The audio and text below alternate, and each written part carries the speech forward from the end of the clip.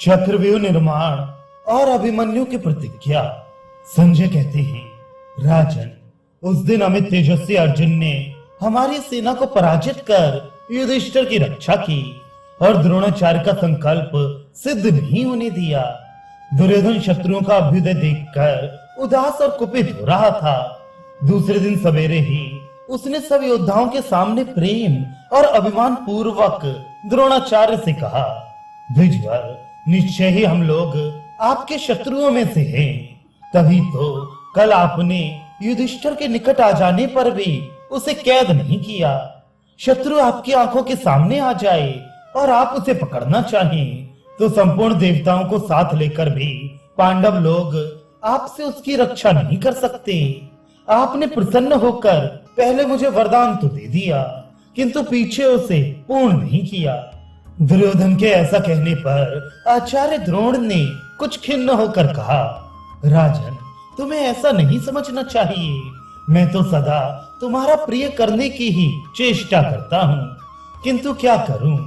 अर्जुन जिसकी रक्षा करते हो उसे देवता, असुर, गंधर्व, सर्प, राक्षस तथा संपूर्ण लोक भी जीत नहीं सकते।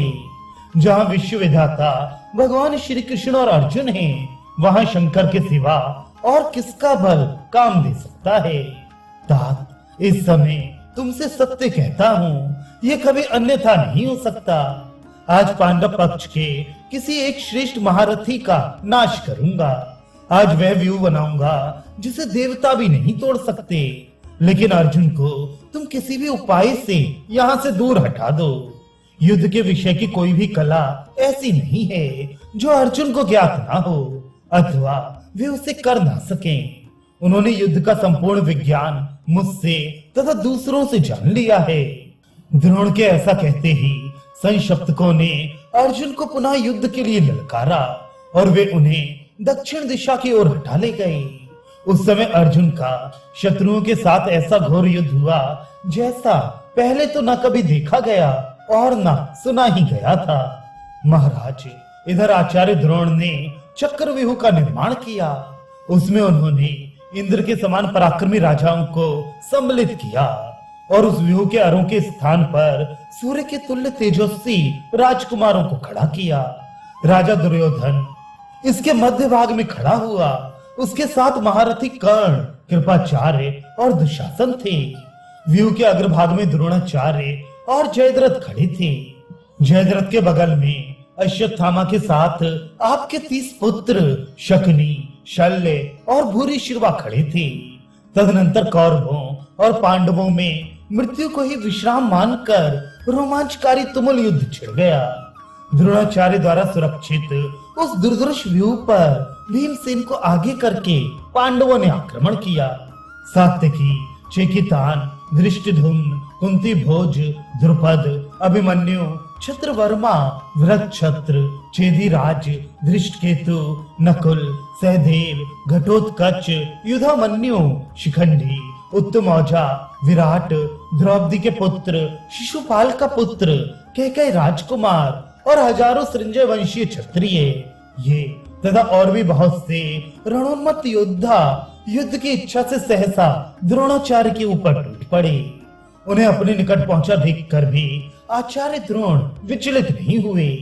उन्होंने बाणों की वर्षा करके उन सब वीरों को आगे बढ़ने से रोक दिया। उस समय हम लोगों ने द्रोण की भुजाओं का अद्भुत पराक्रम देखा कि पांचाल और संजय क्षत्रिय एक साथ मिलकर भी उनका सामना न कर सके। द्रोणाचार्य को क्रोध में भरकर आगे बढ़ते देख युधिष्ठिर ने उन्हें रोकने के विषय में बहुत विचार किया। द्रोण का सामना करना दूसरों के लिए अत्यंत कठिन समझकर उन्होंने इस गुरुतर कार्य का भार अभिमन्यु पर रखा। अभिमन्यु अपने मामा श्री कृष्ण और पिता अर्जुन से कम पराक्रमी नहीं था। वह अत्यंत तेजस्वी तथा शत्रु पक्ष के वीरों का संहार करने वाला था। युधिष्ठिर ने उससे कहा, बेटा अभिमन्यु, चक्रव्यूह के भेदन का उपाय हम लोग बिल्कुल नहीं जानते। इसे तो तुम, अर्जुन, श्री कृष्ण अथवा प्रद्युम्न ही तोड़ सकते हैं। पांचवा कोई भी इस काम को नहीं कर सकता। अतः तुम अस्त्र लेकर शीघ्र ही द्रोण के इस व्यूह को तोड़ डालो। नहीं तो युद्ध से लौटने पर अर्जुन हम लोगों को ताना देंगे।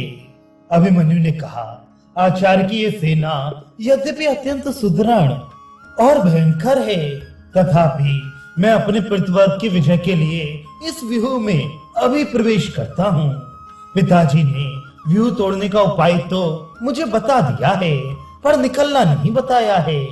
यदि मैं वहां किसी विपत्ति में फंस गया तो निकल नहीं सकूंगा। युधिष्ठिर बोले, वीरवर, तुम इस सेना को भेद कर हम लोगों के लिए द्वार तो बनाओ, फिर जिस मार्ग से तुम जाओगे तुम्हारे पीछे पीछे हम लोग भी चलेंगे और सब ओर से तुम्हारी रक्षा करेंगे। भीम ने कहा, मैं धृष्टद्युम्न, सात्यकी तथा पंचाल, मत्स्य, प्रभद्रक और केकय देश की योद्धा ये सब तुम्हारे साथ चलेंगे। एक बार जहां तुमने व्यूह भंग किया वहां के बड़े बड़े वीरों को मारकर हम लोग व्यूह का विध्वंस कर डालेंगे। अभिमन्यु ने कहा, अच्छा, तो अब मैं द्रोण की इस दुर्धर्ष सेना में प्रवेश करता हूँ। आज वह पराक्रम कर दिखाऊंगा जिससे मेरे मामा और पिता दोनों के कुलों का हित होगा। उससे मामा भी प्रसन्न होंगे और पिताजी भी।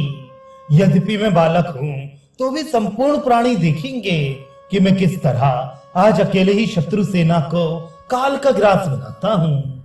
यदि जीते जी युद्ध में मेरे सामने आकर कोई जीवित बच जाए तो मैं अर्जुन का पुत्र नहीं और माता सुभद्रा के गर्भ से मेरा जन्म नहीं हुआ। युधिष्ठिर ने कहा, सुभद्रा नंदन, तुम द्रोण की दुर्धर्ष सेना को तोड़ने का उत्साह दिखा रहे हो, इसलिए ऐसी वीरता भरी बातें करते हुए तुम्हारा बल सदा बढ़ता रहे।